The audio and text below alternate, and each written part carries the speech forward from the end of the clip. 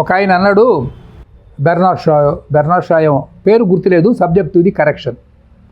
ఏమన్నాడంటే పదాతి దళం అంటే మామూలు ఫోర్స్, తర్వాత నేవీ అంటే సముద్రం ఫోర్స్, తర్వాత ఏముంటాయి విమానాలు అంటే ఆకాశంలో ఉండే ఫోర్సెస్, ఇవన్నీ యుద్ధానికి వాడుకుంటారు.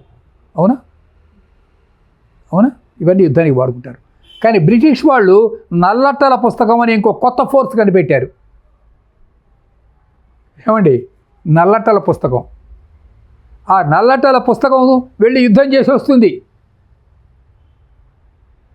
ప్రపంచంలో ఆఫ్రికాకు వెళ్తుంది, అమెరికాకు వెళ్తుంది. అమెరికాలో అంతకుముందు రెడ్ ఇండియన్స్ ఉండేవాళ్ళు. వాళ్ళందరినీ కొన్ని లక్షల మందిని చంపేసి అక్కడ నల్లట్టల పుస్తకం తన రోమన్ కెథాలిసిజముని ప్రతిష్టాపన చేసింది. అలాగే ఆఫ్రికన్ కంట్రీస్, నెల్సన్ మండేలా వీళ్ళందరూ కూడా క్రిస్టియన్స్, ఆఫ్రికన్ కంట్రీస్. అలాగే ఇండియాకు వచ్చేసింది. ఇప్పుడు ఇండియాలో కోనసీమ అని ఒక ప్రాంతం ఉంది, ఆంధ్రప్రదేశ్లో ఉంది, మీకు తెలుసు. అది రాజమండ్రి నుంచి కొంచెం ముందుకెళ్తే వస్తుంది. ఇక్కడ 1947లో స్వాతంత్రం వచ్చినప్పుడు 0.5 క్రిస్టియన్స్ ఉండేవాళ్ళు. మొన్న ఈ మధ్య ఎంతమంది ఉన్నారని విచారిస్తే ఇది 1947 నుంచి 2026 ఈ మధ్యలో 25% క్రిస్టియన్స్గా మారిపోయారు.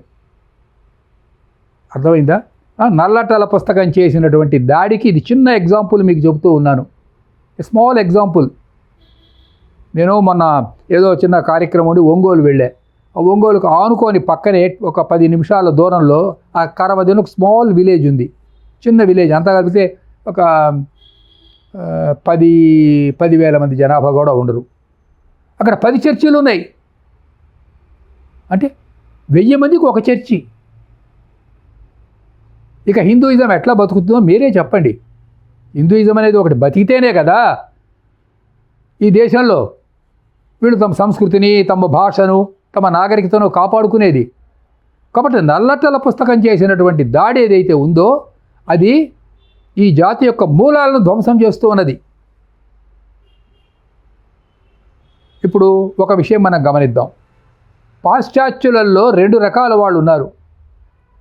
ఉదాహరణకి గజని.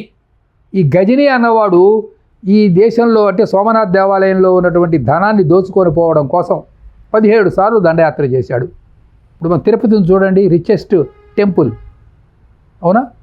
మన బంగారం అంతా ఎక్కడుంది? తిరుపతిలో ఉంది. అట్లా అప్పుడు సోమనాథ్లో ఉండేది.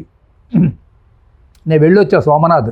అది ఎక్కడ ఉంటుందంటే గుజరాత్లో సముద్ర తీరంలో వెస్ట్ కోస్ట్ ఈ టెంపుల్ ఉంటుంది. అది సముద్రమే, సముద్రం దగ్గరే కట్టారు ఈ టెంపుల్ని.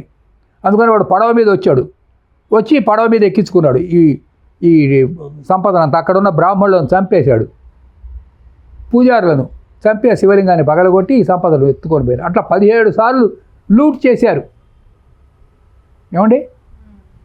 అయితే అతని దృష్టి అప్పుడు మతం మార్చడం కాదు, సంపదను ఎత్తుకొని పోవటం, రిసోర్సెస్. కానీ తర్వాత వచ్చినటువంటి వాళ్ళు మతం మార్పిడి, తర్వాత ఇక్కడ ఉన్న సంస్కృతిని నిర్మూలించడం, ఈ రెండింటి మీద కూడా దృష్టి పెట్టారు.